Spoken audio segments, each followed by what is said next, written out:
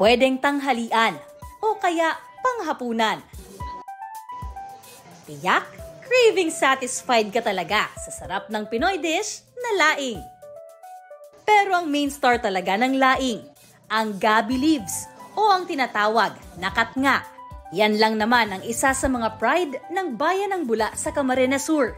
Kaya sa kanilang Agri Day, idinaos ang isang cooking contest kung saan ang main ingredient, syempre, ang katnga. All natural ingredients lang ang maaaring ilahok. Si Nanay Herma, gumamit ng tanglad at dahon ng bayabas sa kanyang katnga dish. Meron pa nga siyang kaunting trivia para sa atin.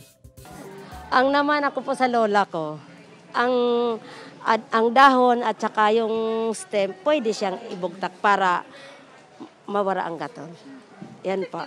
Opo ma'am, na-try ko na po. Effective po talaga. Pero hindi ko po yan gamit. Sa 8 residenteng naglaban-laban, isang dish ang nagwagi sa panlasa ng judges. Yan ang luto ni Jesus Saluna Jr. Dahon ng tanglad, dahon ng mga sili, dahon ng sibuyas. Lahat po ng sangkap mo nandun, dinikdik ko po. Sa kanyang pagkapanalo, mag-uuwi si Jesus ng cash prize.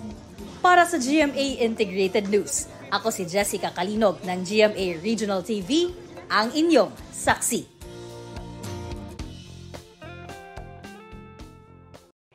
Mga kapuso, sama-sama tayong maging saksi.